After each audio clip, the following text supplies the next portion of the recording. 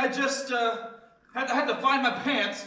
They are on the ironing board for you, darling. I ironed them for you last night. Oh, thank you, my love. Always one step ahead of me, as usual. Oh, I just know your morning routine, darling.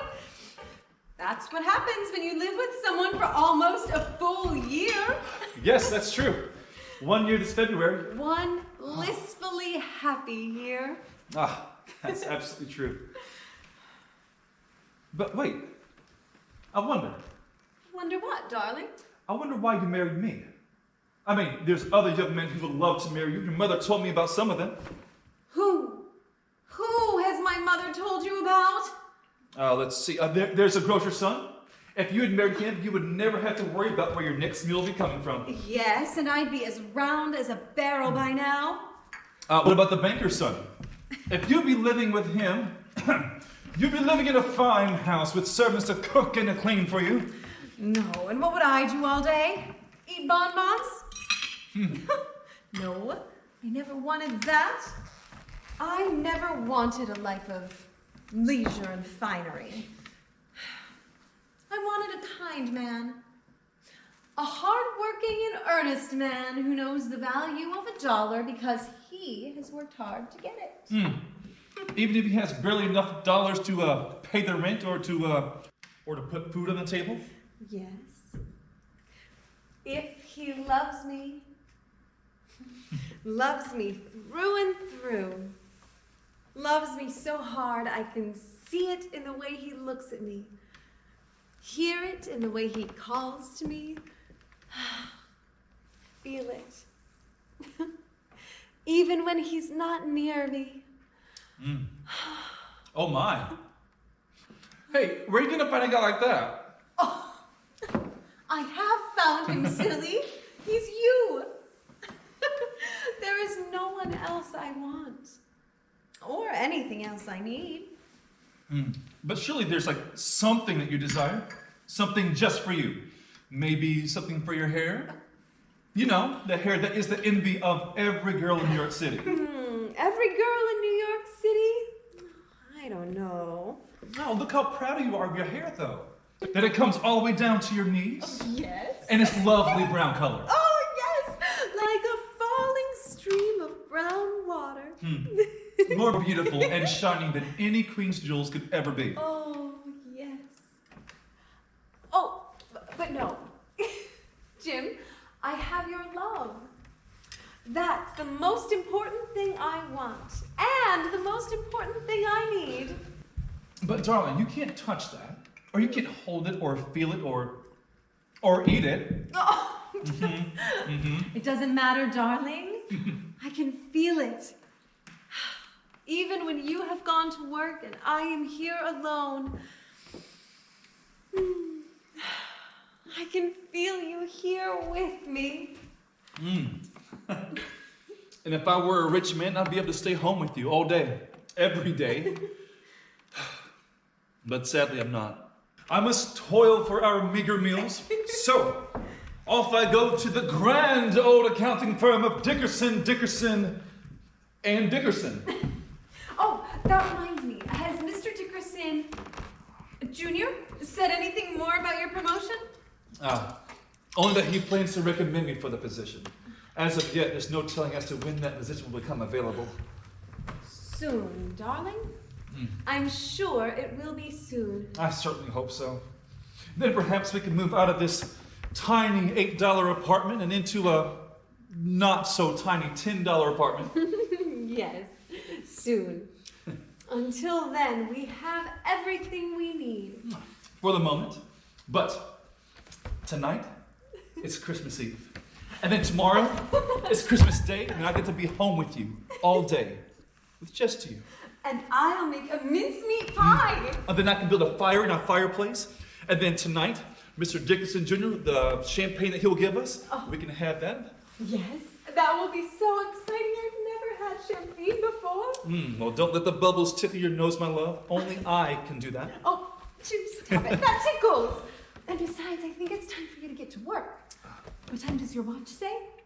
Well, yes, my magical watch. Let's see.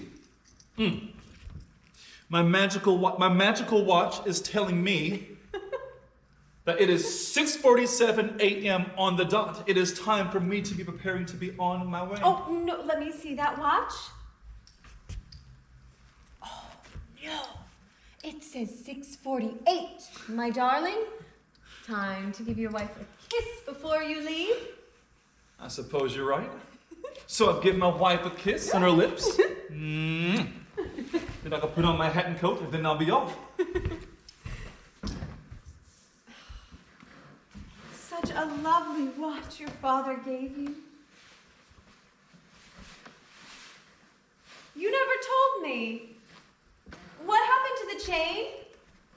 My mother had to sell it in order to pay for part of my father's funeral expenses.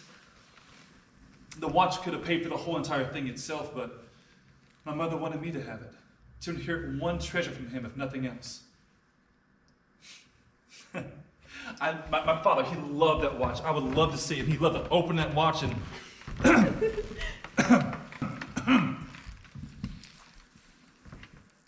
James. James, it's almost time for dinner. Why don't you go and set the table for your mother? My watch is telling me that dinner will be in 15 minutes, and my watch, it is never wrong. And then he will laugh like Santa Claus himself. So boisterously. But this watch brought him such pride and joy, and it belonged to his father before him. Now it belongs to his son.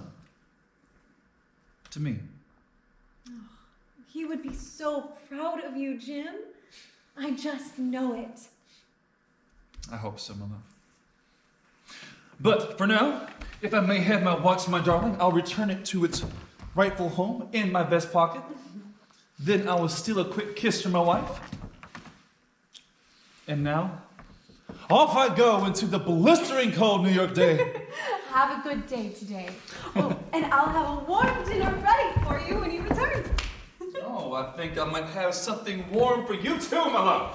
Jim, stop it. Go, or you will be late. Well, I'm off. Until tonight, my love. See you tonight, my darling. Oh, I can't wait until tonight. Oh, our first Christmas Eve. We will dine on the pork roast Mr. Garrett gave me. He said it was for being such a good customer. I think he knew we wouldn't be able to afford it, so it was a little bit of Christmas charity. And we'll have the roasted potatoes that Mrs. Squires gave me, also out of charity. And we'll have the carrots that Mrs. Myers gave me for doing her laundry. It will be a lovely meal. What, at midnight? Oh, midnight! At midnight, I will give my darling Jim his Christmas present. Oh, well, that is after I buy him one. I will find the perfect gift for my darling Jim.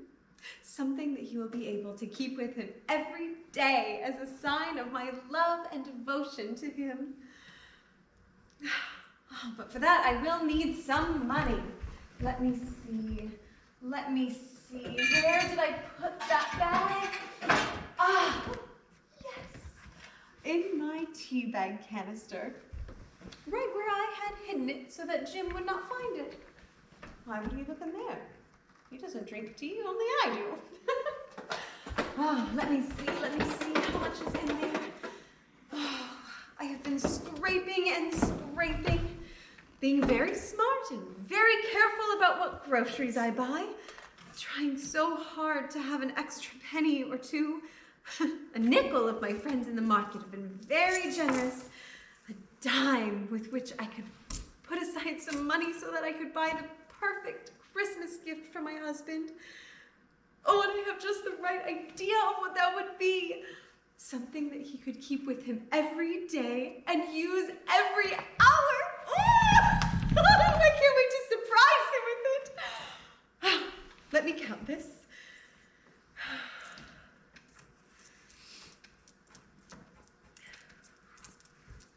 83, 84, 85, 86, 87. $1.87. Oh, I hope that will be enough.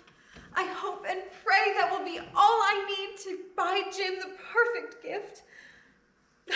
Oh, let me get ready and off to the store I'll go. Such a wonderful gift for Jim. I can't wait until he opens it.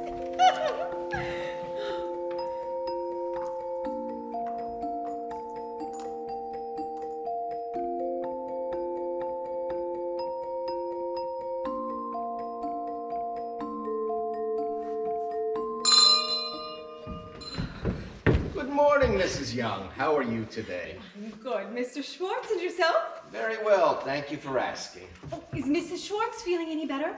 Yes, she is. Thank you so much for the soup you made her. Oh, well, my mother used to always say that the best way to cure a cold is to steam it out of you with hot chicken broth soup. My mother used to say the same thing. What can I do for you today, Mrs. Young? Well, I'm looking for something special for Jim for Christmas. Ah, yes. The holiday's almost here. Yes, and I have been saving up so that I can buy him a special gift. Do you have something in mind? Yes, something I have seen in here before, and I do hope you still have it. Oh, yes. There it is. Ah, yes. A fine selection. How much is it, Mr. Schwartz? For you, Mrs. Young, I could part with it for $20. Oh, $20. Oh, Mr. Schwartz, I only have $1.87. I'm much too short. I'm sorry, Mrs. Young, but that item was very expensive for me to buy. I really couldn't part with it for less than $20. Are you certain, Mr. Schwartz? I really would love to give that to Jim. And he really is such a good man and such a hard worker. I agree, Mrs. Young, but that item cost me exactly $20 to purchase. You've been good to my wife, so I was charging you exactly what I paid for it.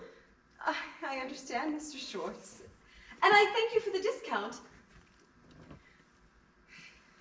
I suppose I will just have to wait a year before I can give Jim that present. Oh. I am so sorry, Mrs. Young. If you just had a little more money, I could sell it to you and take a small loss. That's all right, Mr. Schwartz. Don't worry about a thing. Jim can wait another year, I'm sure. He is up for a promotion at work, and so buying presents for Christmas next year won't be so hard. That's wonderful news. I do hope he gets the promotion. I'm sure he deserves it. Oh, he does. He works so hard. But after paying for room and food, we don't have anything left for frivolous things. Like Christmas gifts? Yes. I'm so sorry, Mrs. Young, but business has been so slow this year, and I have my own family to clothe and feed. I understand, Mr. Schwartz. Don't think twice about it. I'll figure out something else to give to Jim. Something that costs less than $1.87. Don't cry, Mrs. Young. I'm so sorry, Mr. Schwartz. I really don't mean to cry. It's just that I am so disappointed that I won't be able to give Jim something special. It's something he really needs this year. Maybe you have something you could sell for the money. It's something worth $20? That's a good idea, Mr. Schwartz. But we don't own anything worth $20. I do the laundry for several of the bachelors in our building, but the money that I earn from doing that goes to pay for our groceries. I'm trying to think of what else I could do or sell to earn the money for Jim's gift. I know. You could sell your chicken soup. There's lots of families with sick ones who could use your soup to get well. That way you could make enough money to buy your husband's present. Well, that's a wonderful idea. I never would have thought of charging anyone for my soup. Oh.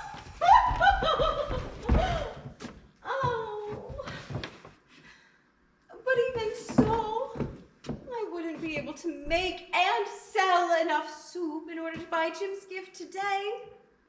That is true. Oh. But wait, I have an idea.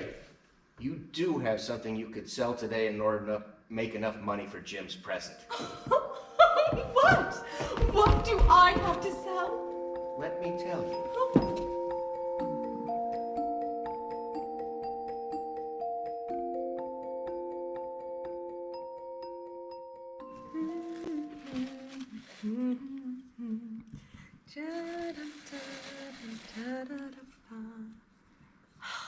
Great Magi. How smart you must have been to know how to follow the stars in order to find the stable where the baby Jesus lay. And to bring him such sensible gifts. Gold to symbolize that he is a king and worthy of honor. Frankincense to symbolize that he is a high priest devoted to the good of all mankind. And myrrh to symbolize his sacrifice that was to come many years later. Honor, devotion, and sacrifice. That's true love. Deck the halls with bells of holly, la la la la la la la la. 'Tis a season to be jolly. Oh, well, good evening, Mrs. James Dillingham Young. Good evening, Mr. James Dillingham Young. Happy Christmas Eve, my love. Oh, happy Christmas Eve to you. Oh, what's gotten into you? It's Christmas Eve. I'm happy to see you. Dawn we down while my hearing your carol, Jim. la la la. Oh, my. Mr. Young, that was quite the kiss. Well, you are quite the gal. Jim, it's almost time for dinner. Remember our special Christmas Eve dinner? I see that Mr. Dickerson Jr. came through with the champagne again. Yes, you did. Did you talk with him? Yes, very briefly. Did he mention the promotion? When it might happen? He mentioned that the partners were still discussing it, but there's no telling when they're going to come to a decision. I'm so sorry, darling. I'm sure they will agree, and I'm sure it will be soon. Right after the holidays. I certainly hope so, my dear. Oh, I have faith that they will. Della, that's what I love about you. Mwah. You always have so much faith that things will turn out well, even when it appears that it might not. Oh, it will happen, darling. Maybe not as quickly as we would like, but it will happen. Oh, Della. I dream of Della with the light brown hair. Oh, Jim, not right now. It's time for you to wash your hands up for dinner. Oh, okay. I'll wash up, but why is the cap on your head? I have a little hairdo to show you, darling. But Oh. not now. After dinner, later. Okay, well, I'll go get cleaned up very quickly, and then we can begin our celebration. All right, darling. Darling, Yes. I know we haven't eaten dinner yet, but I have something that I want to give you. Something that I want to give you now. Yes, something for me? Yes, your Christmas present. My Christmas present? Della, I thought we agreed we weren't going to exchange presents this year. But I so wanted to give you a gift, darling. This particular gift. I just couldn't wait until your birthday or Christmas next year. I wanted to give it to you now. Oh, okay. As long as you're sure. I am. Here it is. It's lovely wrapping. Thank you. Oh, I wonder what it could be. Oh, thank you.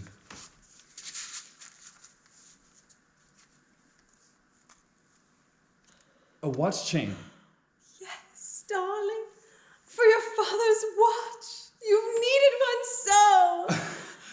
This is wonderful, but watch chains are very expensive. How'd you afford this?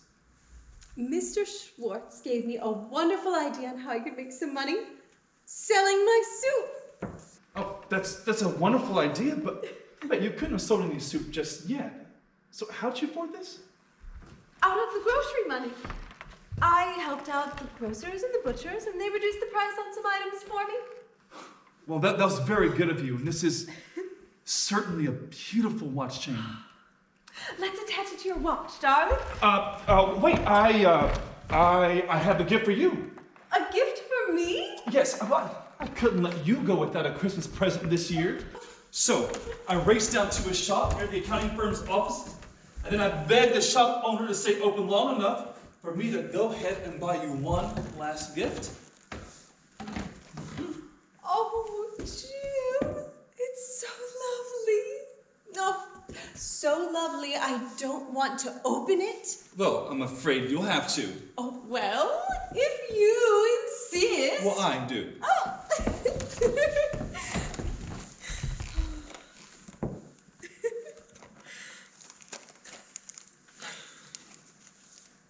Oh, Jim, they're lovely. Do you like them? Yes, of course, they are beautiful. Oh, darling, thank you so much for these beautiful combs. You're most welcome, my love. Those are the right ones, right? The ones from the windows at Marichex? Like, I remember last summer on a Sunday when we were taking a walk, I saw you admire those in the window. Yes, darling. You remembered correctly. I did admire these so. And now you have them. Oh. And I get to be the one that gets to admire them in your hair. Your beautiful hair that's the most envy of any girl in town. My hair. Oh, Jim. What is it? What's the matter? Nothing. You are so good to me, darling. Thank you so much for these beautiful combs. I do love them so. Well, then go ahead, take off the cap and put them in your hair so I can see them shine in the light. No, not right now. Perhaps we should put your new watch chain on your watch. Give it to me, and I'll do it for No, you. that can wait. You have to do that right now. Here, take off your hat. Can I see your haircut? No, not right now. Perhaps we should eat dinner. I'll go check on it. Dilla, what's wrong? Nothing is wrong, darling. Something is. You're acting strangely. No, I'm not. Yes, you are. You shy away every time I try to reach for your cap. Let me see your hairdo. Not right now. I'll show you after dinner, later. Okay. As long as you're sure it's all it is. Yes, darling. I'm sure. That's all it is.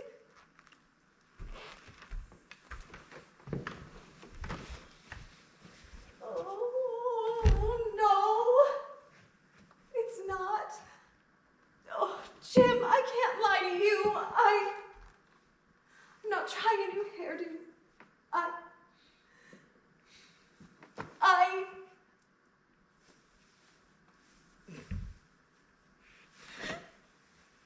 Your hair! What happened to your hair? I sold it. You sold it. Yes. To Madame Sofroni. The wig maker? Yes. I went to Mr. Schwartz's to purchase your watch chain. I've had my eye on it since July, but I hadn't saved enough grocery money. It was too expensive. Mr. Schwartz said he would sell it to me for a less price, but he said he was already selling it to me for the price that he had purchased it for, so he just couldn't sell it for less. And then he suggested that I sell my chicken broth soup so that I could raise the money to buy your gift, but I couldn't make and sell enough soup in one day. And then he told me about Madame Sofroni, how she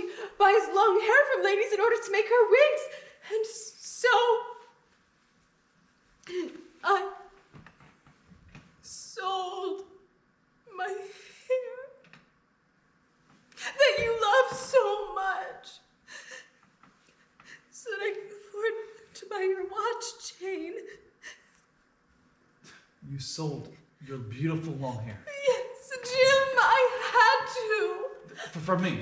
Yes, I couldn't afford to buy you anything for Christmas unless I did. But you were so proud of your hair that it came all the way down to your knees. Yes. In the beautiful brown color. Yes, like a flowing stream of brown water. More beautiful and shining than any queen's jewels could ever be. Oh, Jim.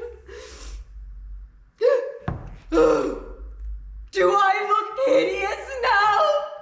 No, not at all. No. Are you sure you aren't just saying that to make me feel better? No, it actually looks cute like that. And it will grow back. And it will grow back. And then we can put the new combs in it. Oh, yes. Oh, my beautiful new combs for my beautiful new hair. Oh, thank you, Jim. Oh, now it's time to attach your new watch chain to your watch. Give it to me, please, and I'll do it for you. I can't. Why ever not? I can't because I don't have it. You left it at the office? No, I didn't leave it at the office. I don't have it anymore because I sold it. You sold it? Yes. But why? So that I could afford to buy your combs? My combs? Yes. My combs? For my hair? That isn't there anymore. Yes. And I purchased a watch chain for your watch. Which I no longer possess.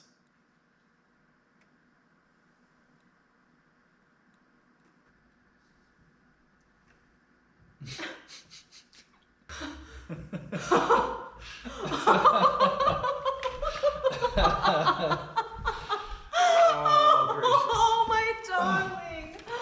Oh, how foolish we've been. Well, on the face of it, I would have to concur. But on a closer inspection, Your Honor, I think you would see that we have two people here who very wisely will go through great lengths to show each other how much they're devoted to each other, how much they honor each other, and how much they're willing to sacrifice the things they hold most dear for each other. Now I ask you, how foolish can that be? Not at all, Counselor. Not at all. Case dismissed.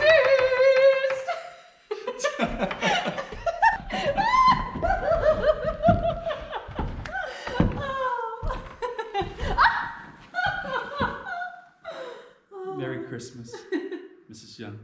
Merry Christmas, Mr. Young.